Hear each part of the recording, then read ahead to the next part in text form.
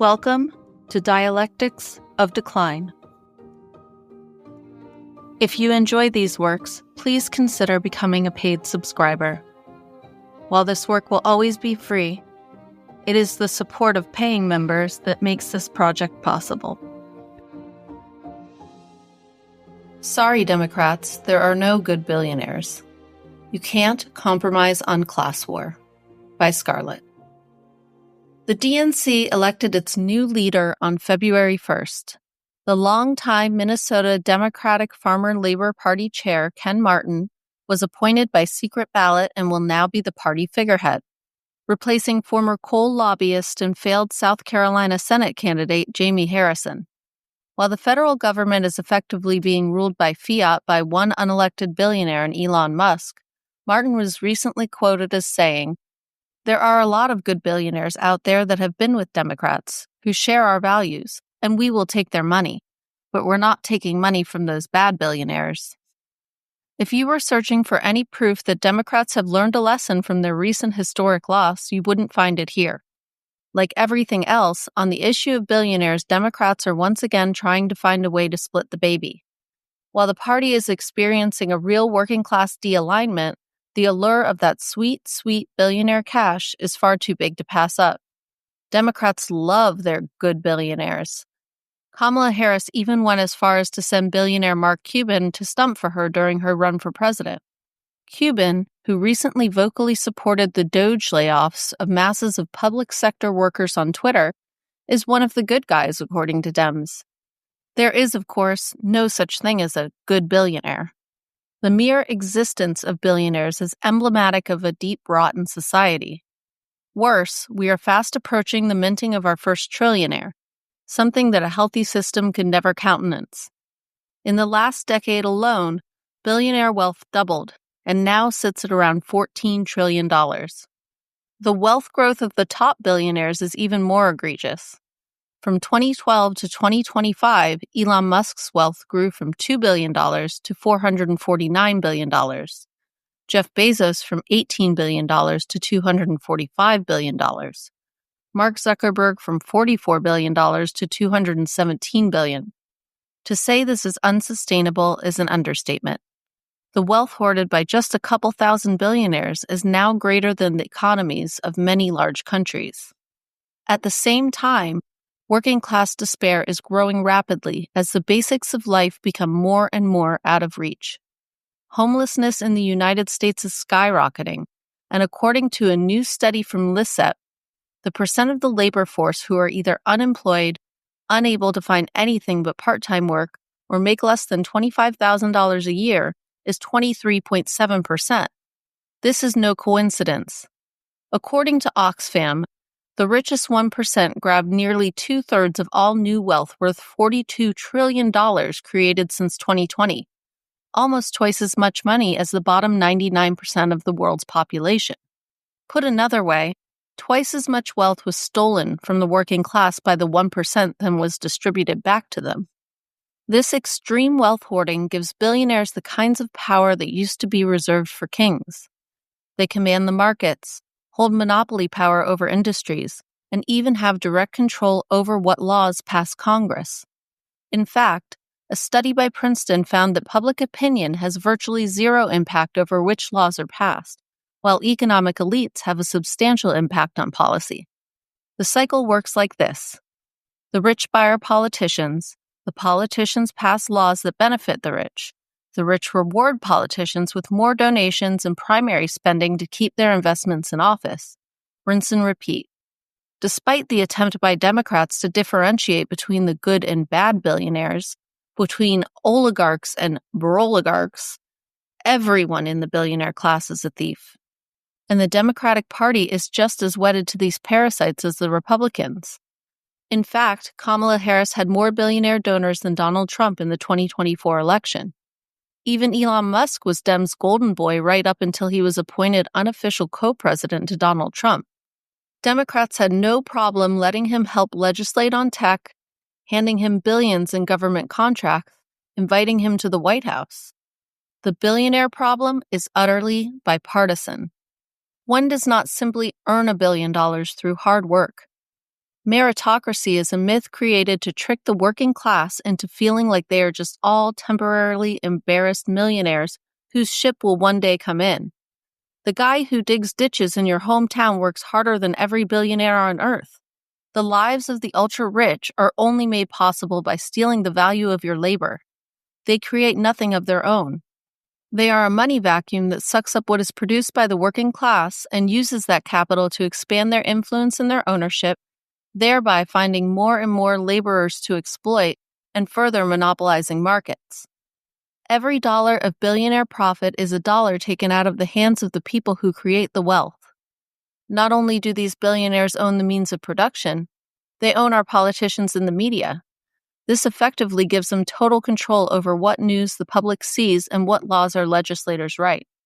Billionaires know they are just a tiny minority, so in order to ensure that the public does not turn against them, they spend a lot of time creating propaganda to convince the masses that the existence of a parasitic moneyed class is good actually.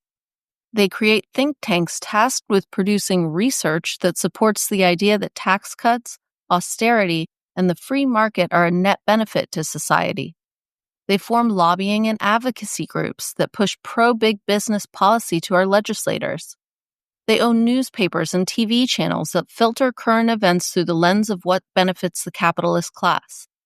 They form astroturf orgs that create the illusion that people love their private health insurance. They even develop elaborate, mostly false backstories about how they started with nothing and became ultra-rich through their own grit and determination. They need you to believe that they earned that money and that one day you too could become a billionaire. You just have to keep your head down and your nose to the grindstone. One of the most insidious ways billionaires launder their reputation is through philanthropy. From as far back as Rockefeller and Carnegie, philanthropy has been a powerful tool to convince the public that massive wealth inequality wasn't a problem, because the benevolent rich will make up the difference. They not only launder their public reputation through charity, the act of philanthropy itself is a ruse that works to shield the public from the need for systemic changes like higher taxes on the rich. I.e., if Bill Gates didn't exist, then who would cure malaria? Instead of making sure wealth is distributed fairly and that the government provides a social safety net that gives some semblance of stability to workers, society can tolerate wealth disparity so long as these divine benefactors contribute some share of their largest to the plights created by their existence. The wealthy, instead of being treated as a root cause, becomes the solution to our societal problems, with the added benefit of us not chasing them through town with our torches and pitchforks.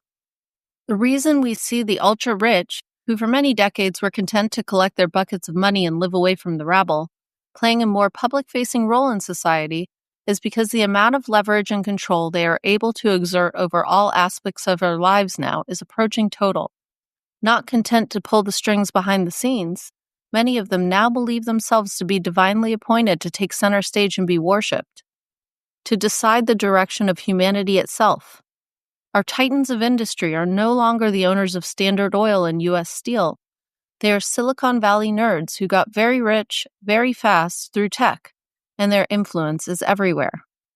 As the consequences of endless growth and capital extraction are starting to manifest through climate change, increasing economic crisis, and monopolization, many of these new billionaires have given up on the concept of even limited democracy and want to make sure that after the collapse they are in charge of the system that replaces this one. Curtis Yarvin, described as the house political philosopher of the Peter Thiel universe of techno-fascist billionaires, even proposed a solution to the problem of unproductive people in his future tech utopia: convert them into biodiesel. While Thiel is a Republican megadonor, his co-founder Alex Karp at Palantir, a Silicon Valley defense contracting company that has openly admitted to killing people, endorsed Kamala Harris in 2024. The terrifying future those in this cohort have envisioned for us is evidence the billionaire class knows that their parasitism has sown the seeds of their own destruction, but they would rather be king of the ashes than give a single dollar back to the working class. While Democrats warn of the broligarchs, we have already been living under oligarchy, or even plutocracy, for quite some time. This is an inevitable outcome of capitalism. Under our system, Both parties are parties of capitalist rule. Democrats cannot work for the, quote, good billionaires and simultaneously serve workers. The Democratic Party's attempt to try to be the party of both the workers and capital has failed time and time again because the interests of these groups is diametrically opposed. Democrats are not a weak, flaccid, feckless party by accident. They are, in fact, quite useful to the capitalist class. They have been willing participants in the mass transfer of wealth out of our hands and into the hands of the few time and time again. The real delusion is expecting them to do anything else. While not all billionaires envision techno-futurist torture devices for the bulk of humanity, every single one of them exists at the expense of the rest of us. Literally, every single one is not just a policy failure, but a consequence of the system itself. The Democratic Party can try to pretend there's a fundamental difference between their billionaires and Trump's, but the differences are merely window dressing on a class of people who can only exist by exploiting our own. The billionaires know they are in a class war. Mark Cuban will always side with his fellow rich on either side of the aisle before any one of us. In fact, Cuban spent a lot of time lobbying against FTC Chair Lina Khan during Harris's presidential run because her pesky antitrust enforcement, while good for workers, is bad for business. He knows, like all billionaires know, that class is the determinative identity, not political party.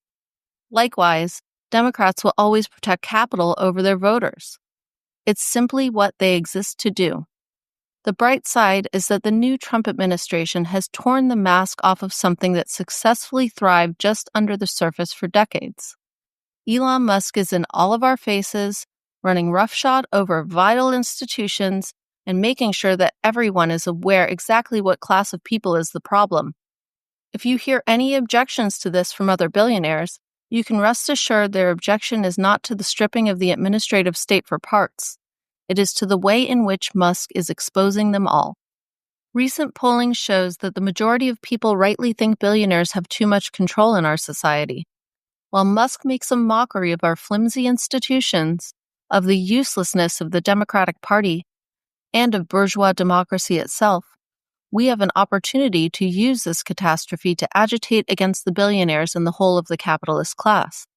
The persistent myth of the altruistic, aspirational billionaire is being dismantled, along with the whole of the state apparatus, before our eyes.